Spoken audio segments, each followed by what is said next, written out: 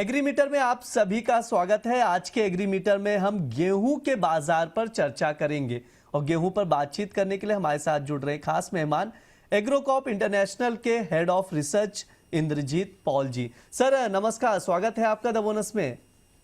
नमस्कार ब्रिज जी, बहुत बहुत धन्यवाद मुझे इस शो में आमंत्रित करने के लिए। सर आज के इस शो में हम लोग गेहूं पर बातचीत करेंगे। एक्सपोर्ट से शुरुआत करते हैं। सर सबसे पहले ये बताइए कि मौजूदा समय में गेहूं की एक्सपोर्ट डिमांड कैसी है। अभी एक्सपोर्ट डिमांड में काफी सुधार देखने को मिल रहा है, खासकर बांग्लादेश की तरफ से, जहां डिमांड काफी एक्टिव है। और अगर हम रिसेंटली देखें तो करीब 4 रैक की बुकिंग भी हुई है बांग्लादेश की तरफ से, और एक रैक लगभग आपका 2700 टन का होता है।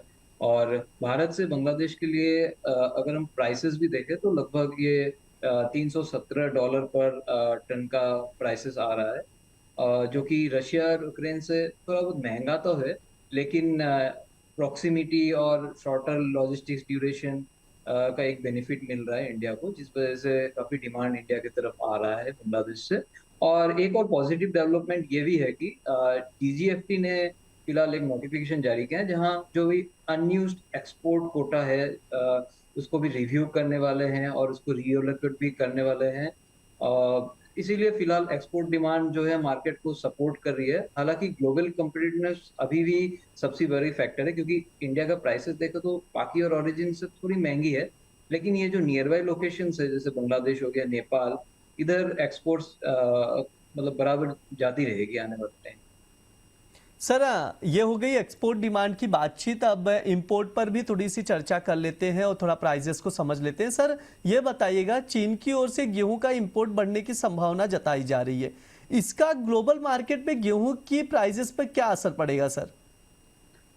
चाइना से इंपोर्ट बढ़ने का संभावना दिख रहा है, बट ये उतना ज्यादा बुलिश ट्रिगर नहीं लाएगा, क्योंकि हम थोड़ा समझ लेते हैं आंकड़ों को। 2025 में चाइना का अगर इंपोर्ट्स देखे, पूरे साल में इन्होंने 3.8 मिलियन मेट्रिक टन का इंपोर्ट किया था चाइना ने, जो कि हिस्ट्री के लिए भी थोड़ा लोअर था। और यही रीजन है कि 2026 के जो फर्स्ट 6 मंथ्स थे, जैन से जुलाई तक, उनका इंपोर्ट्स काफी बढ़ा हुआ है, क्योंकि एक लो बेस का इफेक्ट है। क्योंकि हालांकि पिछले साल इन्होंने लोअर इंपोर्ट्स किया था, तो वही जो इंपोर्ट डिमांड था वो इस साल हमें दिखने को मिला फर्स्ट हाफ ऑफ द 2026।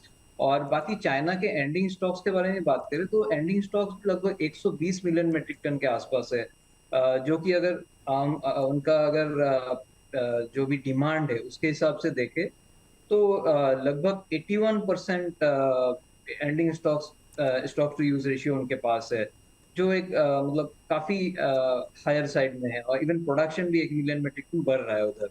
तो चाइना इंपोर्ट में जब भी आती है, लगभग ये हाई क्वालिटी और हाई प्रोटीन गेहूं ही खरीदते हैं, जो कि यूएस और कनाडा जैसे मार्केट से लोग खरीदते हैं। तो हालांकि चाइना का इंपोर्ट इस साल बनेगी, बट 6 मिलियन टन से ज्यादा दिख नहीं रही है, क्योंकि विद इन 6 मिलियन टन उनका जो भी एक्सपोर्ट डिमांड है वो फुलफिल होते हुए नजर आ रहा है, क्योंकि प्रोडक्शन भी 1 मिलियन मेट्रिक टन ज्यादा है। और जो हालांकि ग्लोबल मार्केट या फिर ग्लोबल प्राइसेस पे इम्पैक्ट रहेगा, अगर इंपोर्ट्स इससे भी बढ़ता है, तो वो अकेले चाइना पे डिपेंड नहीं करेगा। वो डिपेंड करेगा कि उस समय जैसे रशिया यूक्रेन का जो वार बहुत ज्यादा एस्केलेट होता है क्या, और बाकी और जियोपॉलिटिकल फैक्टर्स क्या रहता है उस दौरान। ये सारे फैक्टर्स डिपेंड करेंगे ग्लोबल मार्केट को, और बुलिश रैली आने के लिए ग्लोबल मार्केट। ठीक है, तो सर ने काफ़ी विस्तार से समझा भी दिया कि अगर ऐसा होता है, इंपोर्ट आता है चीन से, तो उसका कैसे असर दिखाई देगा। सर ये भी बता दीजिए कि ग्लोबल मार्केट में भारतीय गेहूं के लिए अभी क्या भाव मिल रहा है?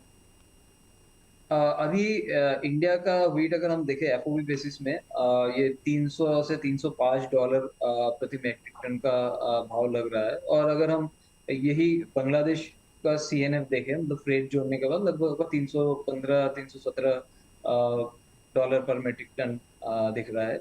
वही दूसरे कंट्रीज का अगर देखें तो यूएस गल्फ का जो एचआरडब्ल्यू व्हीट है वो लगभग $317 पर मेट्रिक टन का है। अर्जेंटीना 240-41 मेट्रिक टन के आसपास है। रूस और यूक्रेन 220-223 के रेंज में है।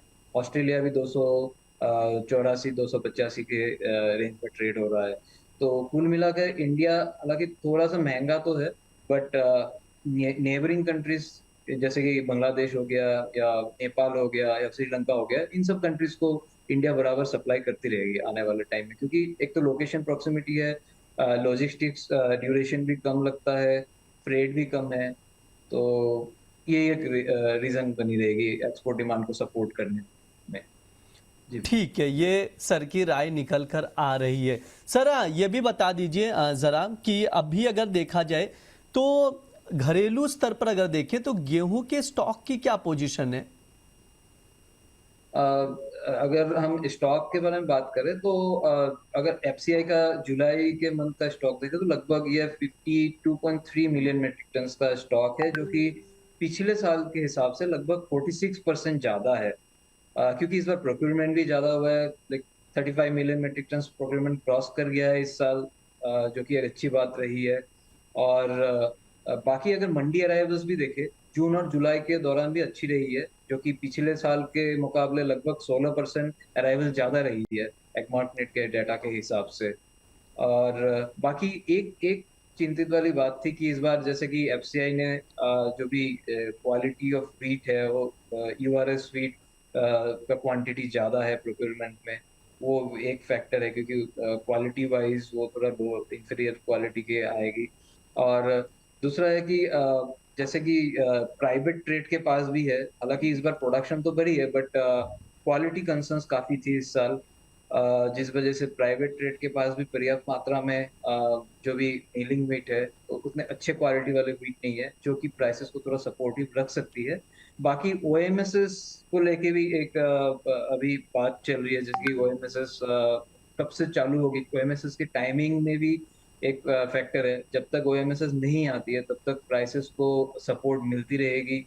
और हालांकि अगर हम सप्लाई एंड डिमांड का कंडीशन देखें तो लगभग आपका 8 मिलियन टन ओएमएस की जरूरत पड़ सकती है आने वाले टाइम में मार्केट को।